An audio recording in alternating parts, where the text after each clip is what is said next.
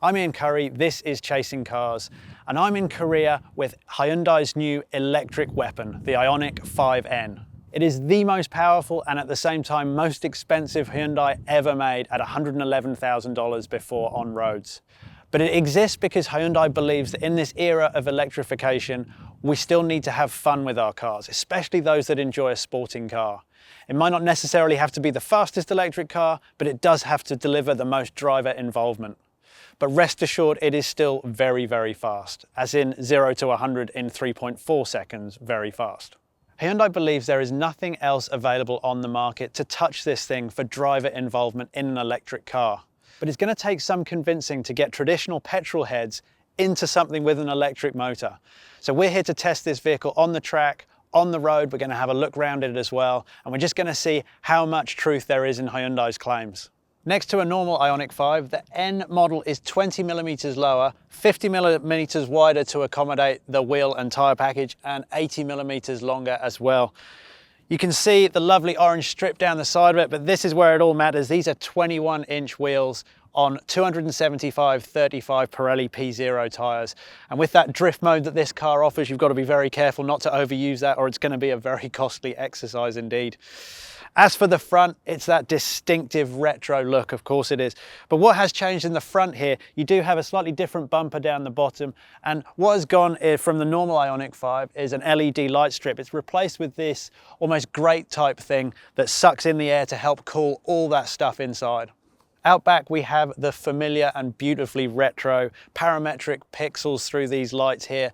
Now for the Ioniq 5N, we've got a rooftop spoiler, almost a wing type spoiler with the third brake light up there for great visibility, and a big diffuser at the back, and this character orange strip down the back also. I mean, it really does have an aggressive look to it, a nice big fat stance as well. You know this thing is performance. Hyundai's gone with a really dark color scheme in here. It is very black indeed, but absolutely feels racy as well. I love it in here.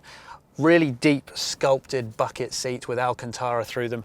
Lovely Alcantara for the steering wheel as well. That makes a huge difference to me. I think that really gives it that sports car, race car element, and Alcantara as well for the door top. So yes, it feels very racy. But it's also very practical as well, because you've got the gear shift selector here. We've got this giant space in the middle, no less than 3 USB-C ports through here, giant place for storage as well. But what you will notice is this twin panoramic screen as well. There's two 12.3 inches in there for my driver display and for my infotainment, but also for the all-important N mode stuff.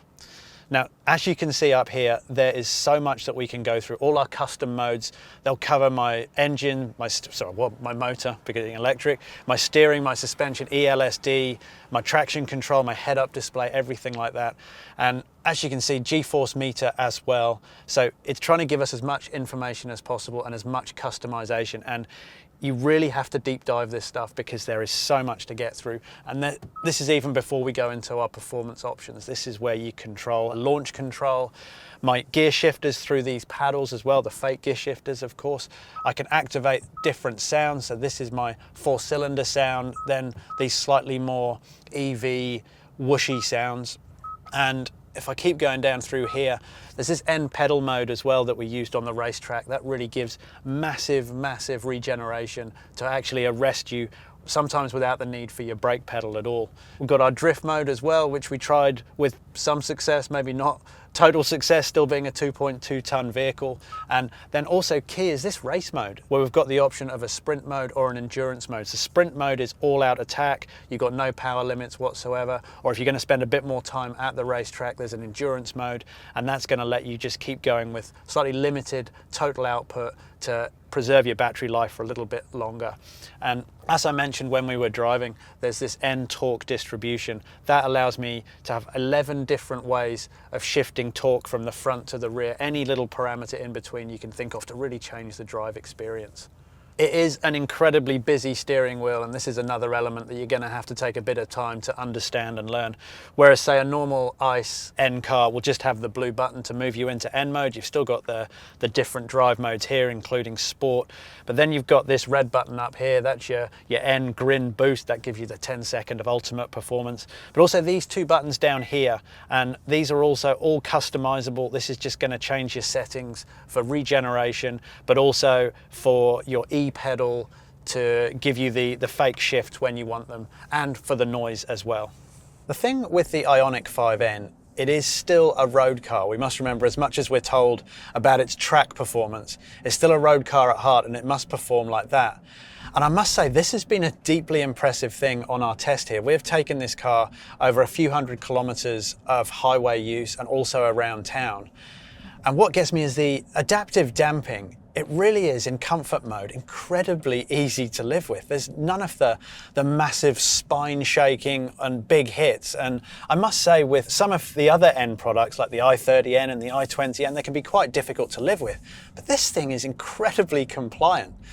It really does absorb the bumps very well. And I'm told that this Korean domestic market Ioniq 5N, we're going to get an even softer tune at low speeds, much like the Europeans will have. And that'll make it comfier again. So I'm imagining, even though we've got really high quality roads in Korea, the poorer road surfaces in Australia, I reckon this thing's still going to be quite easy to live with.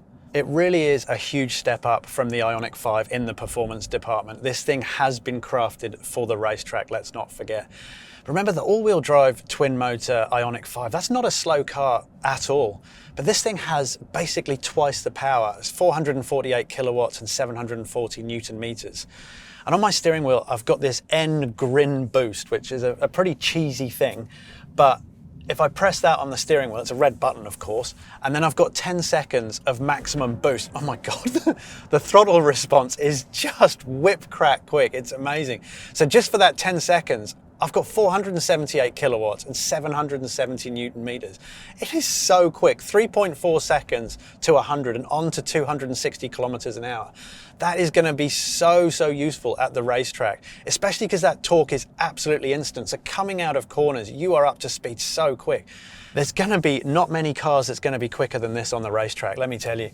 So for this thing to be decreed a proper N product, it had to meet Hyundai N's 3 pillars of performance. And that is being a corner rascal, which it certainly is.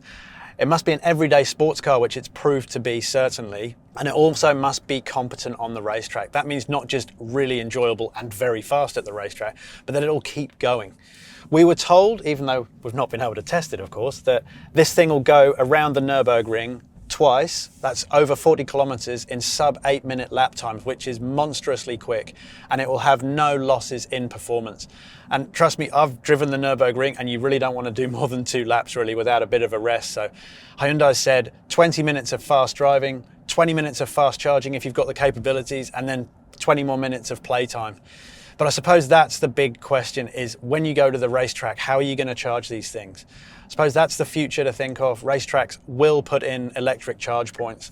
You just hope there's going to be enough space for everyone to charge up so the playtime can continue.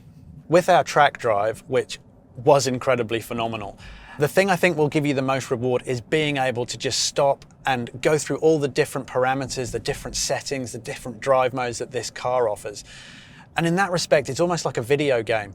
You can deep dive things all through a computer screen and maybe just find what works best for you and maybe for the track conditions as well. And I really love the fact that with the torque distribution, it literally is just a sliding scale on a button.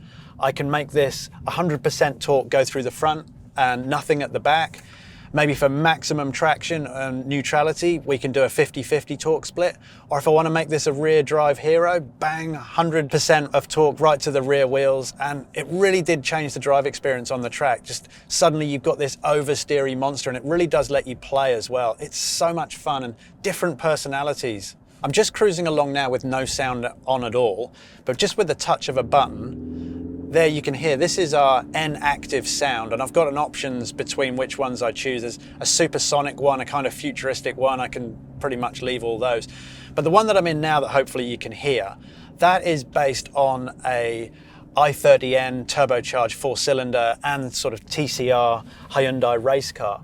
And this is the thing, you get the visceral sounds and the feel that just coming in, and it makes it feel more like a performance car that you're involved with. So I'm just gonna floor it, and you can really hear, and it hits the rev limiter as well. Like, there's no need for it to do that, but just to mimic the absolute realisticness of this vehicle, it just gives me that knowledge that I've got the 8-speed artificial shifts, if you like, and if I don't change up a gear, it's going to give me a rev limiter. There it goes, and then shift up, and what a sound.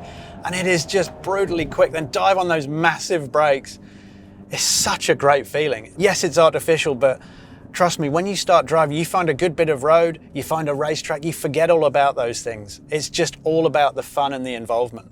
So I'd think of myself as a good target market for this car because I love track driving, always have done, and I love that feel of involvement with a proper performance vehicle. And that's my big fear with these electric vehicles, that we're not going to be offered that. But this really does give you that feedback that you want. Yes, it might be artificial, but just as I change gears and you get a proper jolt, it's a serious jolt through those gears as well. And just the noise, it just feels like it's massively revving. I think it goes up to about a pretend 8,000 revs. And then if I just drop down the gears and then a little blip of the throttle, a little pretend blip of the throttle, then I can just come out of the corner and open it up again, and then a massive shift and another one. Yep, the feedback makes a difference on this car, it really does. And being able to go in and change the parameters, that's your steering feel, the electronic LSD, all these sort of things are all customizable just to exactly what you want and exactly what track you're at. It also feels like a proper performance car as you sit in it. The seating position, these seats are incredibly well bolstered. They feel like a proper racing bucket seat with Alcantara through them. And this steering wheel as well has that lovely classic Alcantara feel. And of course, there's a lot of interesting buttons that you need to navigate through on the steering wheel. But once you master those, if you really get in there and deep dive them, the rewards are going to be fantastic. And a lot of people will love that extra level of technology and engineering and all these different computer things you can delve into. It's a fascinating car that you just want to spend so much time with. And I would dearly, dearly love to have a full day at a racetrack with this thing, to set it up perfectly how I'd like it. And you know what, despite us absolutely ragging this thing, we're still managing to get an average of 27 kilowatt hours per 100 kilometers, which isn't too bad at all for such a performance weapon. And if you take into account that this thing will still have Hyundai's 5-year warranty, and that includes being able to use it at the racetrack as long as you're not timed, that warranty coverage will still remain just like a normal petrol N car. Is it going to be enough to convince enthusiasts, proper petrol heads, to get into this electric car and have a try? I mean, for $110,000, there's not much else to touch it for what it's going to be able to do on the racetrack and that completely different electric car driving experience. I'm struggling to imagine that other performance car companies won't look to what Hyundai's done here and try to do something similar, because I think this thing is going to do very well indeed. And I think if you're a proper driving enthusiast, even if you're a little bit worrisome about the future of electric cars and fun driving, just see if you can get a go in this thing, because it is an exceptional, exceptional car. And something that is incredible about this car is how it hides its weight so well. I know it's 2.2 tons, but somehow, incredibly, as we're flying through these corners on the racetrack, it does feel incredibly light. The steering as well, Hyundai's made sure that the steering has kept really quite light, loads of feel through it as well. That's the huge challenge, isn't it, for electric vehicles, is disguising their weight. But somehow, that's probably the biggest challenge that Hyundai has overcome here, is making sure this feels something somewhat like a lightweight sports car, like a proper N car must be. So when you do go into the corners, you're not afraid of just, you know, incredible tire wear and brake wear and this big heavy thing. It disguises its weight and it just feels beautifully light. Somehow it's wizardry, it really is. And what I've felt is, after a few minutes of driving, once you get into it, once you get faster and faster, like you would at a normal track day, you completely forget that there is the artificial stuff going on with the fake gear shifts and the fake engine noise, because you're just using those as part of the drive experience to just help it feel like a proper track day driving your favorite petrol performance car. It's different. We must accept that it's a different kind of thrill, different kind of fun, but really no less exciting. Just a different experience. And I suppose you're always half watching the battery level and looking at how much you've got left and just going, okay, but in reality, how long do people spend out in one track session at the racetrack? It's very rarely over 20 minutes, and that's what Hyundai's wanted to do. 20 minutes of all-out attack on the track, 20 minutes of charging while you have a little bit of a rest, then out you go for 20 minutes more of fun. It's really, really good. Amazing experience. Okay, I'm going to take you on a hot lap around this Korean Grand Prix circuit in that Hyundai Ioniq 5N, and it is such a thrill to be doing this. It is. I've had a few laps already, but now finally been able to get a camera into the car, and they're going to let us have a little bit of a play and a little bit of a throw around. And I've got 3 different phases with the N active pedal, and as I'm coming into a corner, all I have to do is just lift off, and the brake regeneration is absolutely huge. So it just dives on the brakes for us, and I don't even need to use the hydraulic brakes at all. It's just all regeneration. It's like one pedal race car driving, and it is so much fun. It is so quick, this car. And what I love is just how it hides its weight so incredibly well. Coming into some incredibly fast corners, and you can just feel the rear end getting light. And I dive on the brakes. The braking's phenomenal. Just a little lift of the throttle, it just pulls out incredibly well, and you can feel how good that back end is. It just wants to rotate round just like a proper performance petrol car. And I just hug this inside line, and woo! It is tail happy. It really does let you play. It wants to have fun, and boy, does it do it. What a feeling. It really does give us amazing hope for track cars, electric track cars for the future, because I tell you what, Hyundai has done such a great job here. They promised us a proper fun performance electric car that you can take to the racetrack, and by God, you can. What a thrill. Having driven the Ioniq 5N for many hundreds of kilometers on road and a brief but absolutely fantastic track experience, we've got something very special here. This is a proper engaging electric vehicle. Hyundai has done an amazing job at making sure driver involvement and great fun is at the heart of this vehicle. I find it very hard to believe other electric car companies won't look to this car and try to do something very similar to make theirs more engaging as well.